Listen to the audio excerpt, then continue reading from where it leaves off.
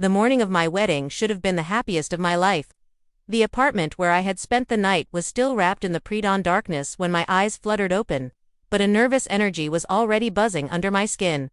My heart was pounding, not with fear, but with a fragile, desperate hope. I was anxious, of course, but this was supposed to be the day everything finally turned around. For the first time in my 24 years, I wasn't going to be the footnote in my family's grand story. For once, when people looked my way, they would actually see me. Not Vanessa, my dazzling older sister. Not just the quiet, plain girl who always stood in the shadows. Hours later, I stood in the small dressing room at the back of the church, my hands clutching the ivory gown I'd spent months saving for. Every extra shift I picked up at the diner, every meal I skipped to put a few more dollars aside, was woven into its simple, elegant fabric. It wasn't a spectacle. It wasn't dripping in the kind of jewels Vanessa had flaunted at her engagement party, making sure everyone knew its price tag. But this dress was mine. Every single stitch was a testament to my own hard work, a symbol of the sacrifices I made late nights, spent counting coins until my fingertips were sore. Days where I ran on nothing but coffee and determination. When I finally pulled it from its protective bag and let it fall over the back of a wooden chair, its soft fabric glowing in the dim light, tears of pride pricked my eyes. That was the exact moment the door creaked open. My mother swept in. Her heels made sharp, impatient clicks against the old floorboards, and her expensive perfume filled the small space, thick and suffocating. Her eyes raked over me, not with a mother's warmth, but with the detached criticism of someone inspecting a room they were about to condemn. She didn't smile. She hardly ever smiled at me. "Well," she said, her voice as flat and cold as a stone. "At least you look less tragic than usual." I swallowed the familiar lump in my throat, the sting of her words a pain I had grown far too accustomed to. I should have expected it. I should have known this day would be no different. Then, her gaze fell upon the dress. A shadow flickered across her perfectly made-up face, her eyes narrowing with a sharp, calculating glint. "You really think wearing that is going to make anyone forget who you are?" she asked, her tone dripping with disdain.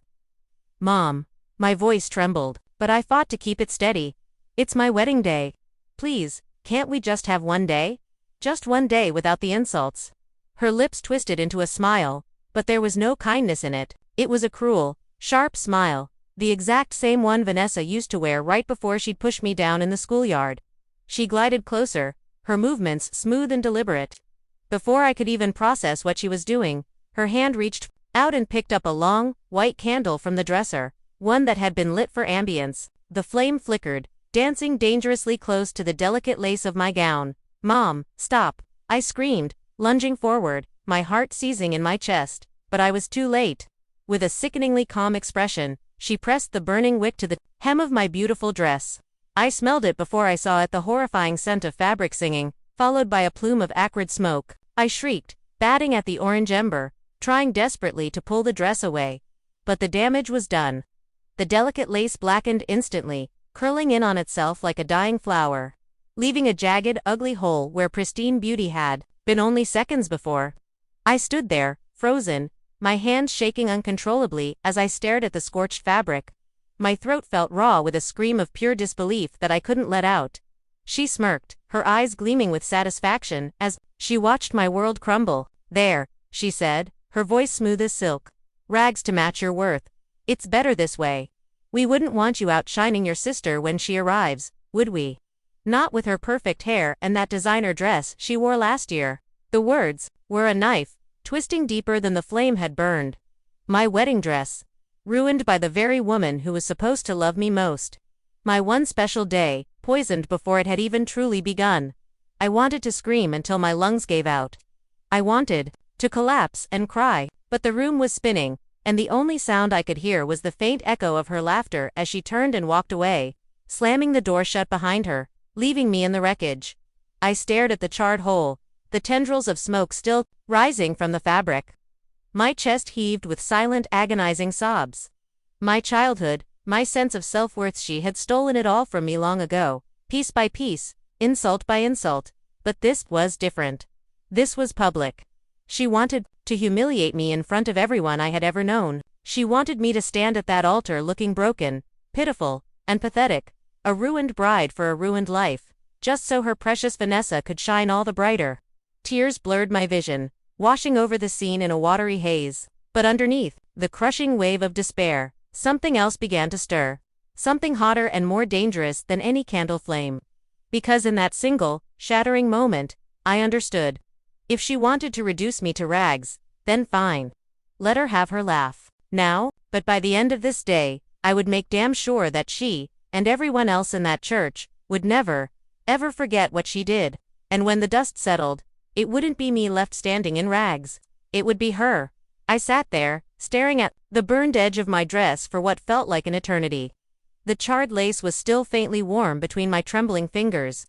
The smoke had long since cleared, but the stench of her cruelty lingered in the air, thick and suffocating. Faintly, I could hear muffled laughter echoing from down the hall.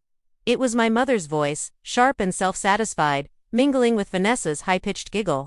My sister had arrived, of course, probably parading around the reception hall, like she was the queen of a celebration that wasn't even hers.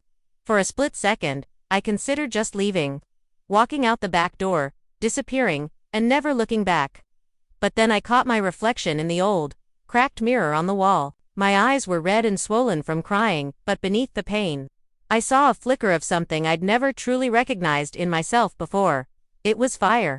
Not the kind that burns dresses, but the kind that burns people's carefully constructed masks, right off their faces. Taking a deep, shuddering breath, I dabbed away my tears. Then, with a newfound resolve, I pulled the wounded gown over my head and slipped it on. The gaping hole near the hem glared up at me like an open wound, a stark black mark on the ivory fabric. But I didn't care anymore. If they wanted the world to see me as embarrassed and broken, they had severely underestimated my strength. They had forgotten all the years of quiet resilience they had forced me to build. As I walked down the corridor toward the main hall, I could hear their voices more clearly. Can you believe she's actually wearing it? Vanessa snickered. She looks like she's playing dress-up in clothes from a dumpster. Don't worry, darling, my mother replied, her voice laced with venom. Everyone will see her for what she truly is. Nothing. I paused at the door, my fingernails digging so hard into my palms that I was sure they would draw blood. Let them laugh. Let them believe they had already won this war. They had absolutely no idea what was coming, because, while they were busy with their petty mockery, I had been busy preparing for this day in more ways than one. I had been gathering every lie, every cruelty, every twisted little secret they thought they had safely buried in the past. It had all started a few weeks ago, when my fiancé Daniel confessed something to me. His face was etched with disgust, as he told me how Vanessa had been trying to flirt with him behind my back, whispering that I wasn't wife material and that he would eventually regret choosing the lesser sister. She had sent him messages late at night, practically begging him to give her a real chance. He showed me the entire thread on his phone, and asked me to keep it quiet, not wanting to cause a fight.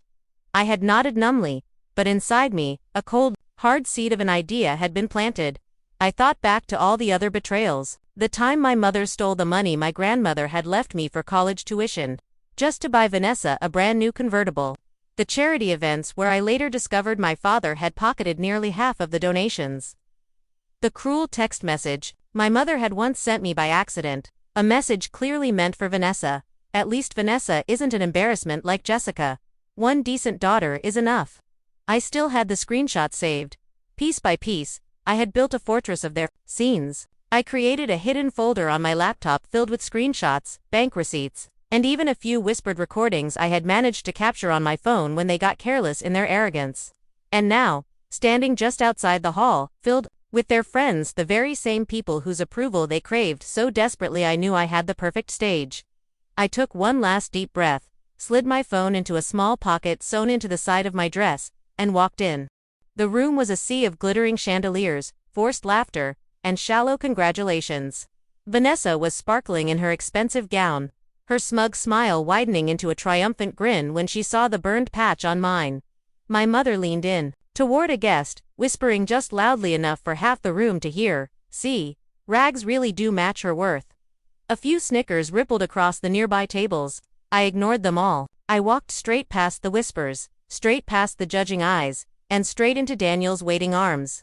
His expression softened with concern the moment he saw the damage to my dress, and his jaw tightened as he shot a furious glance toward my mother. What did she do? he muttered, his voice low and dangerous. Later, I whispered back, squeezing his hand. Not yet. My revenge wasn't going to be a quiet, private affair. It wasn't going to be hidden away. It was going to be loud. It was going to be public. It was going to be big enough to shake the very foundations of this church and scorch the perfect image they had spent a lifetime building. I straightened my back, looked around at all the faces smirking down at me, and for the first time in my entire life, I didn't feel small. I felt dangerous. The wedding hadn't even started yet, and I was already planning exactly how it was going to end. And by the time the final song played, my mother and my sister wouldn't just be humiliated. They would be begging me for a mercy they had never once shown me. The organ music swelled. A grand and holy sound that felt like a lie. The guests rose to their feet as the great wooden doors of the church swung open. I began my walk down the aisle in my scorched gown, the faint smell of burnt lace following me like a ghost. Whispers spread through the pews like wildfire, a wave of shock and pity. Eyes darted from the black hole on my dress to Vanessa, who sat in the front row, a picture of perfection with her flawless curls and her smug little smile. My mother leaned toward a nearby guest and said, just loud enough for me to hear over the music, "Rags match her soul." My father chuckled beside her, shaking his head in mock disappointment. I didn't stop. I didn't let a single tear fall. I kept my chin held high, my gaze locked on Daniel, who stood waiting for me at the altar, his eyes filled with love and steel. I reached him, took his steady hand, and then I did something no one expected. I turned to face the crowd. My voice, when I spoke, was clear and strong, echoing through the silent church. Before we begin, I announced, I have something I need to say. A collective gasp rippled through the guests. The pastor froze, his mouth half open. From the front row, my mother hissed, "Jessica, sit down right now." Vanessa let out a quiet laugh. Here she goes again, always making a fool of herself. But then, I pulled my phone from my pocket. The screen lit up the dim church as I connected it to the large projector they used to display hymn lyrics. A text conversation filled the entire wall behind the altar, larger than life for everyone to see. It was my mother's words, in black and white. "Vanessa will always be my only real daughter. Jessica is just a mistake that stuck around." The room fell into a stunned, absolute silence. My mother's face drained of every last drop of color. I turned my gaze on her. "Still think I'm just a mistake, Mom?" I asked, my voice as sharp as broken glass. Before she could form a reply, I swiped to the next file. Vanessa's late-night messages to Daniel appeared on the screen. The crowd gasped again.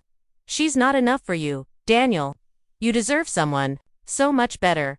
Pick me, and I promise you won't regret it." Daniel raised his chin, his grip tightening on my hand as he spoke, his voice booming across the pews. "I did pick someone better," he declared. "And it wasn't you, Vanessa." Vanessa shot up from her seat, her face burning a furious shade of crimson. "You're lying?" she shrieked, but her own words on the wall betrayed her. Guests began shifting, uncomfortably, some covering their mouths in shock, others turning to glare at my sister with open disgust. But I wasn't finished. I swiped again.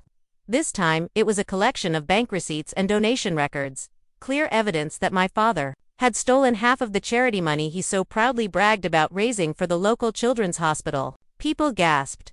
Then the gasps turned to angry mutters. One woman in the third row shouted, "You stole from us. From sick children." My father surged to his feet, his face red with rage. "This is slander. Lies." "No," I said, my voice cutting through the chaos. "This is the truth. This is who you are. The family who burned my wedding dress so I would look like garbage at my own wedding. The family who mocked and belittled me my entire life. The family who tried to steal the one happy day I have ever had." I paused, letting my words sink in. "But not today. Today, everyone sees you for exactly what you are." The room erupted. Shouts and angry whispers filled the air. Some guests were storming out in disgust, while others were pulling out their phones to record the unbelievable scene. My mother tried to rush toward me, her face a mask of fury, but I held up the burnt hem of my dress for everyone to see. This was her doing. "She wanted me to stand before you in rags," I shouted. "But the only rags left here today are your pathetic lies." The crowd gasped one final time. My mother froze in her tracks, trapped and exposed under the weight of hundreds of staring eyes. Daniel leaned in close and whispered in my ear, "They will never recover from this." And he was right. By the end of the night, my parents were no longer the respected pillars of the community. They were the scandal, the town embarrassment, the ultimate joke. Vanessa's fake crocodile tears couldn't save her reputation. My father's angry shouting couldn't silence the truth, and my mother's icy glares only made her look more guilty. I didn't just marry Daniel that day. With every single burned thread of my dress, I buried their golden image forever. As I finally walked out of that church with Daniel's strong arm wrapped tightly around me, the afternoon sun hitting the ruined lace of my gown, I finally felt it. Freedom. They had wanted to dress me in rags. Instead, I left them in ruins.